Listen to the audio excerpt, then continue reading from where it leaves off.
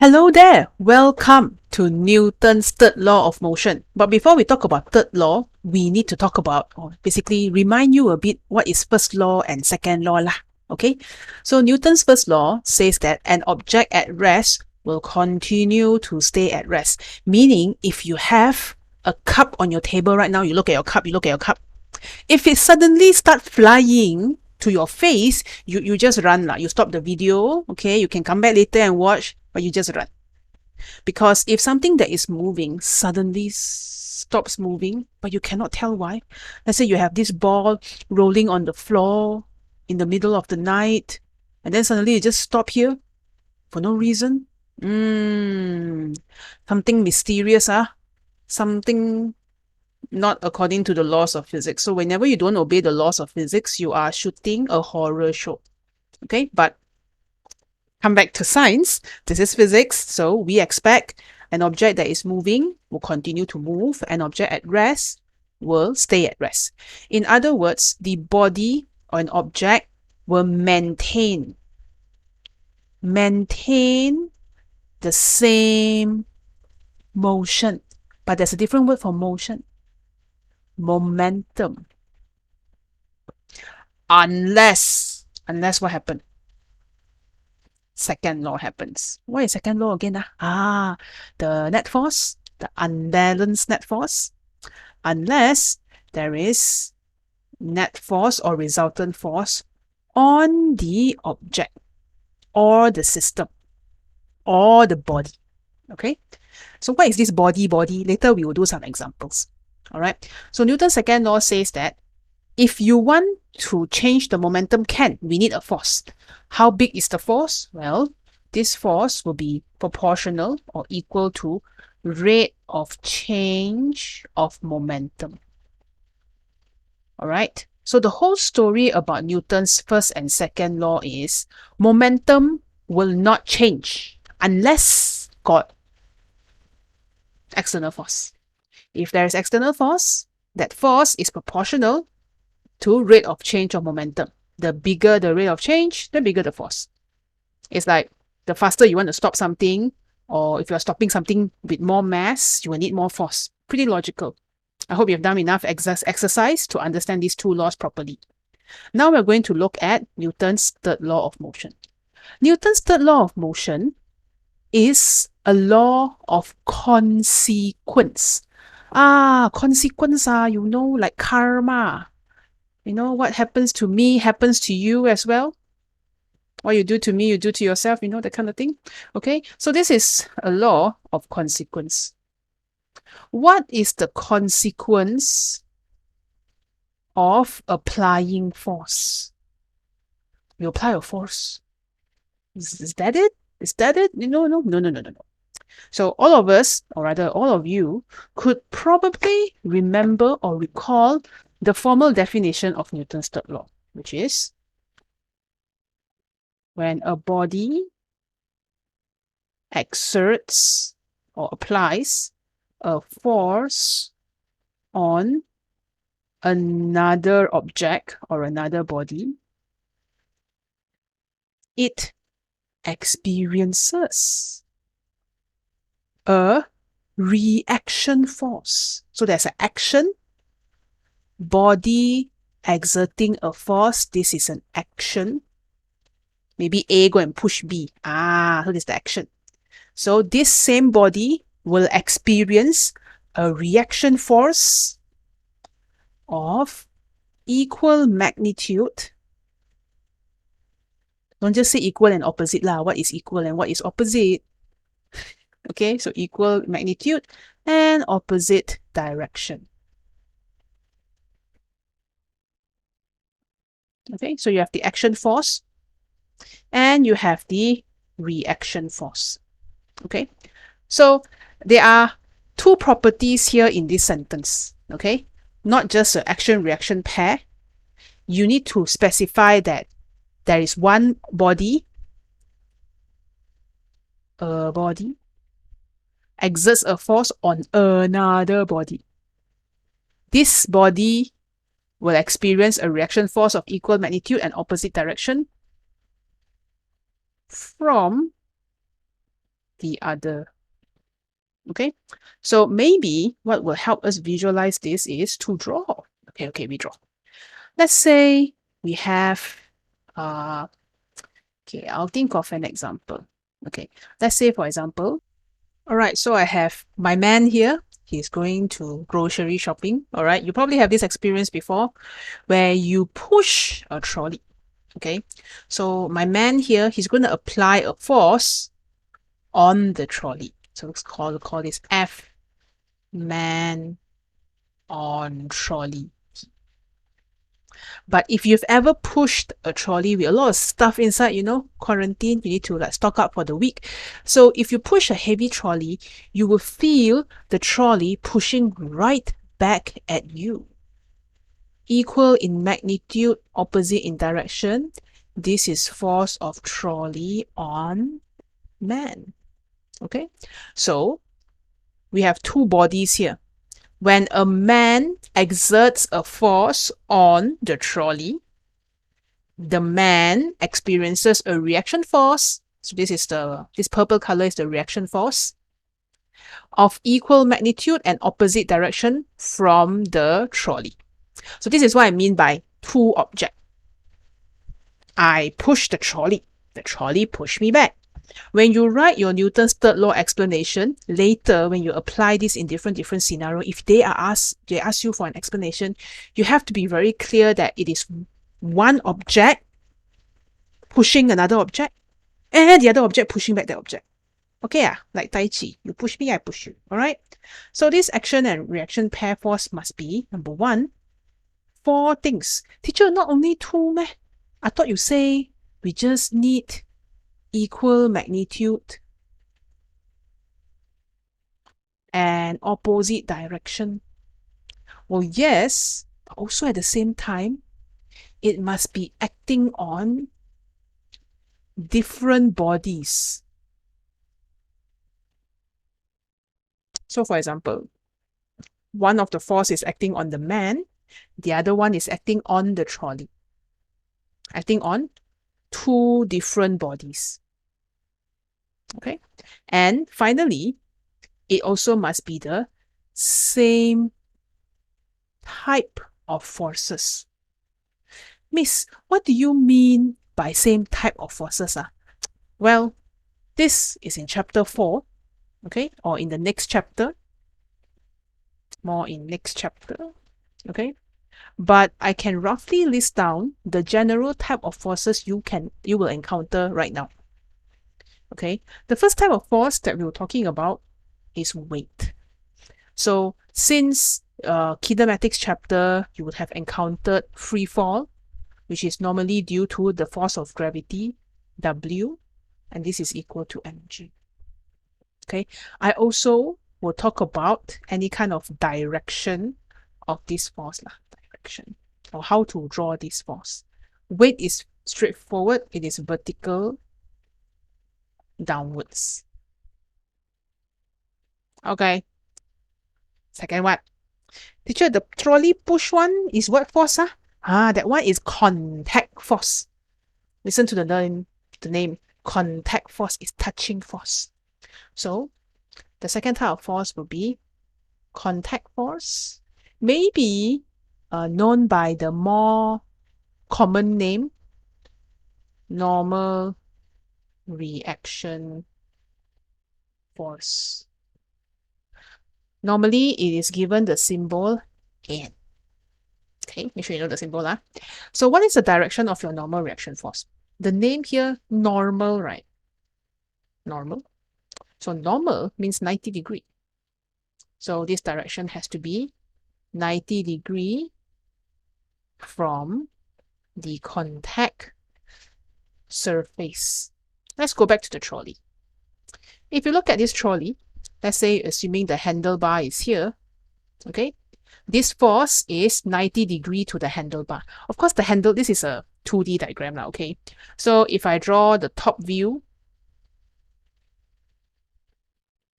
of the handlebar, okay, so maybe the handlebar is like this on the top, okay, and then my friend's hands is here trying to push the trolley. So there is force of the man on the trolley, ladies, on trolley. Then there's also the force on the man's hand. The man's hand is touching, right? So it's on the surface of his palms. I cannot show the palm here, but this is force on the man. And let me make it a bit more accurate. It's going to be on his hand, not the bar, on his hand. His hand will experience the force, okay? So 90 degree from contact surface. So the contact surface is the hand, 90 degree to the hand and 90 degree to the trolley. So as you move around your day-to-day life, I encourage you to think about all the normal contact force that you have. Starting with, if you are watching me lying down on your bed, the contact force between your back and your bed, or your stomach and your bed. If you're sitting on the chair, contact force between your butt and the chair and your butt. All right, so these are all normal force. The third type of force that we will talk about is friction. Generally given the symbol F, but sometimes we can give B for drag force, AR for air resistance. You learned this before in the previous video, right? So any form of friction, the general direction here is it will go against or opposite the direction of motion. So if your object goes to the left, friction will go to the right. Okay. And finally, your tension. Don't stress. Just tension. T. So this tension or T will only exist if there is a wire or a spring or a string or a rope being pulled. So a few properties here. I'll change color for this one. This one is for pulling only. Okay. If you watch the Newton's second law example, I got show you a few examples where I label the tension. And number two, not just pulling only, it must be parallel to the item. Miss, what is the item? Item here, example, spring, wire, bar, anything that you can push, you can pull on. Okay? String or rope, etc. Okay? We will do more of this here, but it's already a starting point. Consider the type of force. It has to be the same type. So for example, this is normal force. What is going on here? They are both normal force. Has to be the same type. There are other types of forces. We'll go deeper into that in the next chapter. But first, let us try out our Newton's third law idea. In a new example, remember 4 conditions? Equal magnitude, opposite direction, act on different object, cannot act on the same object, and must be the same type of force. I'll see you in the next example. This is from page 23 in your handout, or Winter 19, paper 1-1. Let's read the question.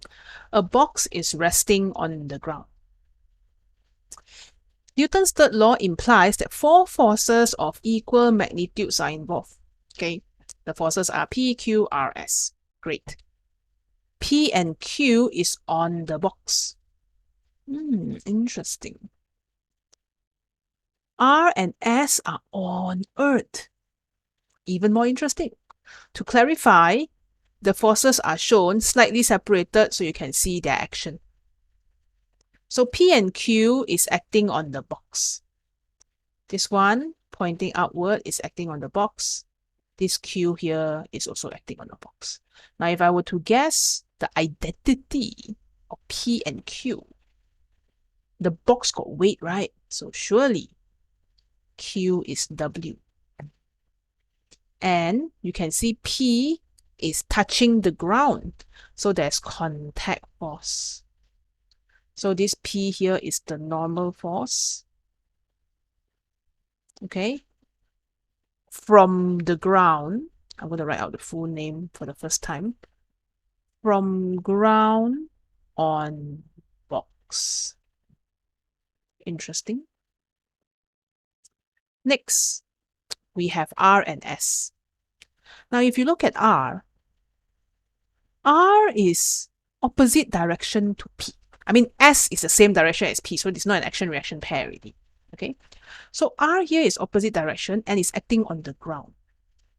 So R is the normal force from box on ground. This means this R and this P is an action-reaction pair.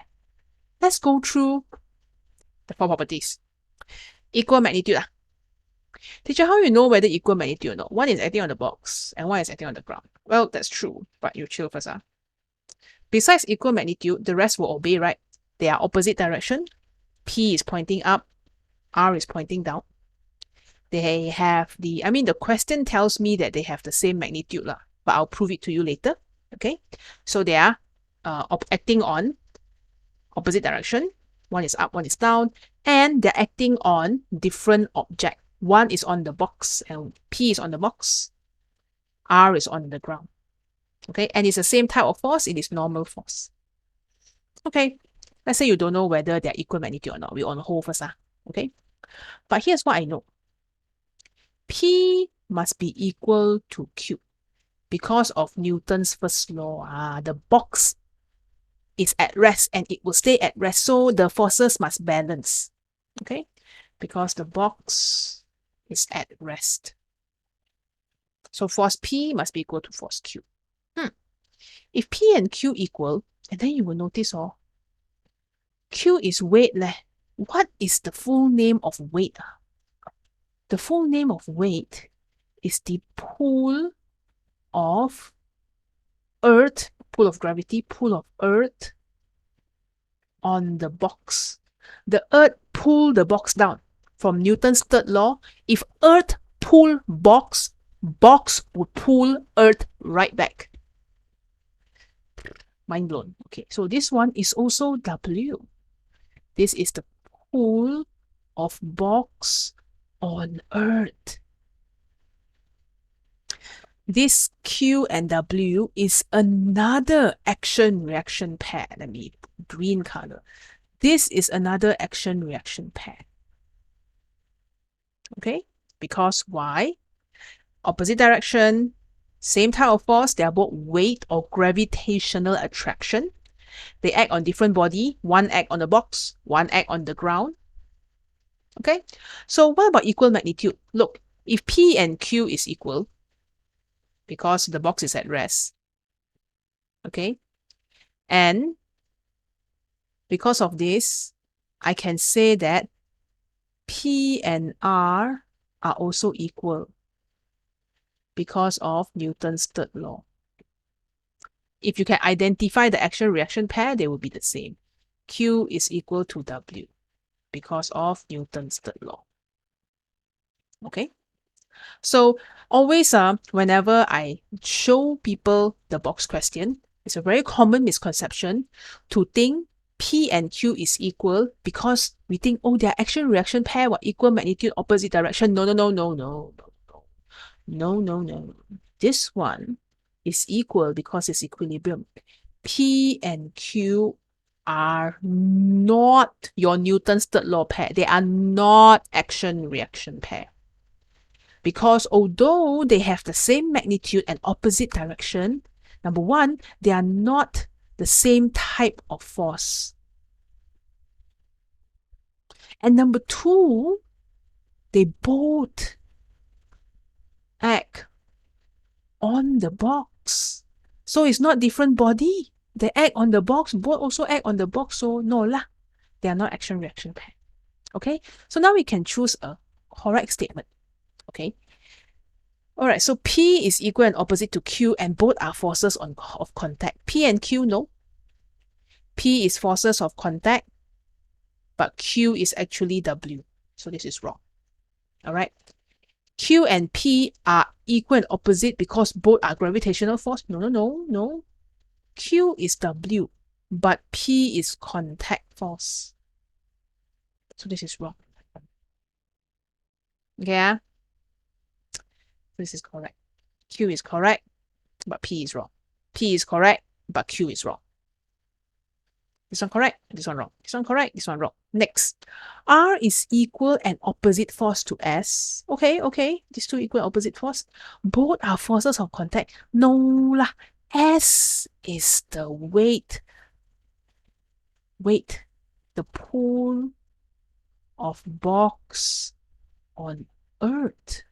The box is pulling the earth upwards because the earth is pulling the box downwards.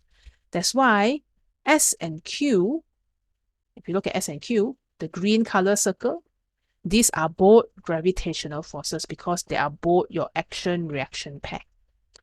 So these two is a pair, and these two is a pair. Newton's third law pair. Okay. I hear some lingering doubts from the people at the back. People at the back, I hear you. Teacher, the box can pull the earth. A small box can attract the earth. Can. But the earth is very, very massive. Full of mass, full of things. It's so massive. The earth is going to look at your force and go like, I ain't going to move, bro. My inertia is too big. So you do not see the effect of this pull of box on earth because the earth's mass and inertia is too big. So difficult to observe because mass and inertia of earth is too big.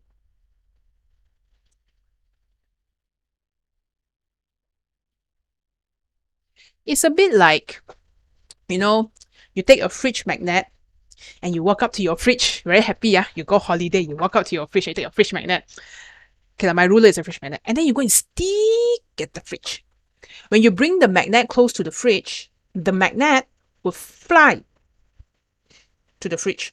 Would the fridge fly to the magnet? Newton's third law, ma. Fridge attract magnet. Magnet attract fridge. So the fridge will come to you. Walao, mother will scold you leh. You just bring the fridge 2 inches forward. No lah, cannot lah. It doesn't happen because the fridge is so heavy. It's not heavy. So massive, so much inertia. Whereas your little flimsy magnet don't have the inertia. Okay? So in this video, the important thing to take away is you should be able to identify your action-reaction pair very clearly. Go through the 4 things. Equal magnitude, opposite direction. But I tell you what, it's easier to go through the last 2. Are they the same type of force? Weight and weight, normal and normal. And are they acting on different bodies? One is ground on box, one is box on ground. One is earth on box, one is box on earth. Alright, so that's it for this video. I'll see you in some other example video. Bye-bye.